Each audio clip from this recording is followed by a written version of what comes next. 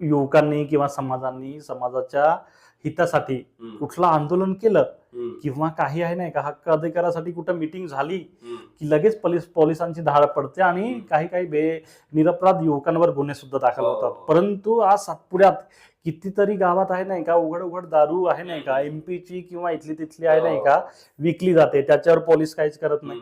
इथं रोडवर कितीतरी मुलं आहे नाही का अल्पवयीन मुलं बाईक चालवतायत, त्यांच्या आहे नाही का लायसन्सची तपासणी कधी होत नाही, बाईकची पीओसीची तपासणी होत नाही, याचा कोण मालक काय आहे का ते बघितलं जात नाही, हेल्मेटचं कोण बघत नाही. तर अशा वेळी आहे नाही का मला वाटते की एका ठिकाणी जेव्हा हक्क अधिकारासाठी बोलणारे लोक आहेत त्यांना तुम्ही डांबतात आणि असे जे काही वायफळ कामं करणारे लोक आहेत त्यांना तुम्ही प्रोत्साहन देतात. तर एक प्रकारे आहे नाही का हे इथले जे काही प्रशासन आहे हे इनडायरेक्टली अशा गोष्टींना प्रोत्साहन देते असं मला वाटते. त्यानंतर आदिवासी समाजाच्या सामाजिक, शैक्षणिक, नोकरी आणि राजकीय प्रगतीसाठी आरक्षण ही अत्यंत महत्वाची घटनात्मक व्यवस्था मानली जाते.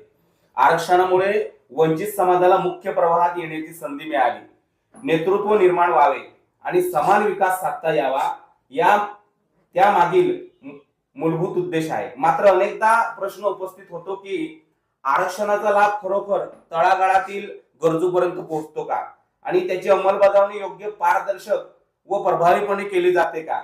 या पार्श्वभूमीवर माझा आपल्याला प्रश्न आहे की शैक्षणिक, नोकरी आणि राजकीय क्षेत्रातील आरक्षण व्यवस्थेकडे आपण कसे पाहता आणि ती खऱ्या अर्थाने योग्य रीतीने राबवली जाते का आणि आदिवासी समाजाच्या सर्वांगीण विकासासाठी त्यात आणखी कोणत्या सुधारणा आवश्यक आहे असे आपल्याला वाटते.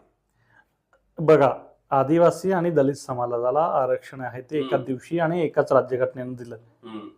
आणि मी एका बाजूला सांगेन की आदिवासीकडे जलजंगल जमीन होती, आदिवासीकडे स्वतःची भाषा होती, बोली होती, स्वतःचा प्रदेश होता, आदिवासींकडे अशी कुठलीही कमी नव्हती 1950 ला.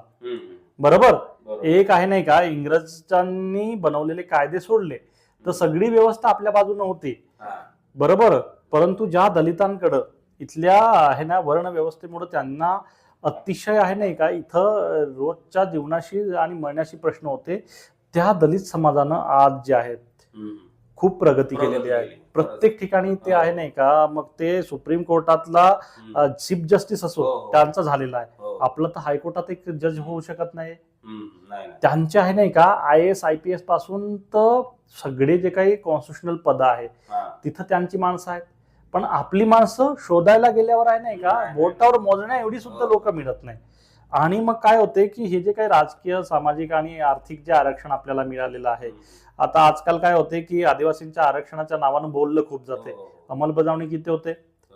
तुम्ही मास्तर झाले किंवा मी आहे नाही का प्रोफेसर आहे, ही सगळी आहे नाही का मी हुशार होतो म्हणून किंवा तुम्ही खूप हुशार होते असाल, तुम्ही हुशार मान्य आहे, परंतु याला आरक्षण होतं म्हणून आपण नोकरीला लागलो. बरोबर. हे आरक्षण नसते तर आपल्याला कोणी विचारलं सुद्धा नव्हतं, आपली कवडीची किंमत ही नव्हती. तर ह्याच्या जोरावर आहे नाही का आपण आपलं कुटुंब थोड्याफार परिस्थितीत का असणार पण आपण बघू शकतो, आपल्या आई वडिलांचे चांगले दिवस येऊ शकतात. तर हे सगळ्या परिस्थितीवर आहे नाही का आपण ह्या आरक्षणांचा, मग ते नोकरीतले असो, शिक्षणातले असो किंवा राजकीय आरक्षण असो, याचा चांगल्या पद्धतीनं जर वापर केला तर समाज आहे नाही का खूप पुढे जातो. मी तुम्हाला या ठिकाणी एक उदाहरण देईन. राजस्थान मधला मीणा समाज आहे, तो त्यांनी आदिवासींचे दाखले खोटे मिळवले की खरे हा राहिला प्रश्न बाजूला. परंतु UPSC मधल्या ज्या काही जागा आहे आदिवासींच्या ST रिझर्वेशन पैकी त्याच्यातले 70 ते 80% पोरं जी आहेत ती एकट्या भारतभरातल्या UPSC मधली जी पोरं आहेत ती एकट्या मीणा समाजाची आहे. त्याच्यात भिल्ल आदिवासी किती येतात?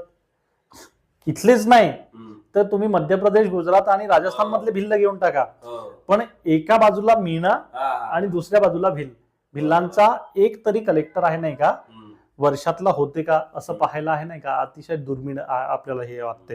तर मला काय वाटतं की एखाद्या समाजानं, ज्या समाजानं शिक्षणाला फार महत्व दिलं, त्यांचे नेते बरोबर काम करतात, त्यांना शिक्षण कळले आहे तर शिक्षणाची कुठलीही जागा रिक्त राहत नाही आणि त्यांना या ठिकाणी नोकरी काय हे माहिती असल्यामुळं ते नोकऱ्याही मिळवण्यासाठी खूप प्रयत्न करतात. ते दिवस रात्र कष्ट करतात आणि त्यांचा समाज लायब्ररी बनवा, पोरं जी शिक्षणाला गेली पाहिजे त्यासाठी कोर्ट कचऱ्यापासून सगळ्याच्या ज्या गोष्टी आहेत त्याच्यात लढण्याची भूमिका समाजाची असते आणि ते पोरांना पुढे करतात. आपल्या समाजात उलट आहे, कोण जर जास्त शिकायला लागलं की तो जसा शिकायला लागला ना तर त्याला आहे नाही का तू कशाला शिकतो, काय शिकतो, तुला काही कलेक्टरच होता येईल का, काही तू काही जास्त हे करून घेशील का वगैरे अशा पद्धतीने नाही का डिमोटिवेट केलं जाते. ते आहे नाही का दलित समाजात आपण पाहत नाही. त्यामुळं आदिवासी समाजाकडे सर्व काही असून आज नागरा समाज आहे असं मला म्हणायला अतिशय दुःख होते, परंतु ते सत्य आहे. परंतु ज्या समाजाकडं स्वतःची भाषा नव्हती, स्वतःकडं एक तुकडा जमीन नव्हती, त्या समाजानं आज आहे नाही का देशातल्या आपल्या भागीदारीचं जे काही प्रमाण आहे तो टक्का आहे नाही का खूप प्रचंड वाढवलेला आहे. आणि आपण सगळं असून बघा स्वातंत्र्याच्या आसपास आहे नाही का आदिवासींकडं इथली साधारणतः 20 ते 30% जमीन आदिवासींकडे होती. आणि त्याचबरोबर हे जे काही फॉरेस्ट म्हटलं जातं त्याच्यात सुद्धा आदिवासींचा काही अंशी आहे नाही का अधिकार होतेच. परंतु आजच्या घडीला आदिवासींचं जंगल कोण्या अडाणी अंबानीला दिलं जाते. आदिवासींच्या इथं खाणी आहेत पण खाणीत काम करणारे आदिवासी आहेत पण त्याचा पैसा आदिवासीकडे नाही. आदिवासींच्या भागातून रोड जात आहेत पण त्या रोडवरच्या टपऱ्या ठेले त्या ठिकाणी जे काही धाबे आहेत ते आदिवासींचे नाहीत.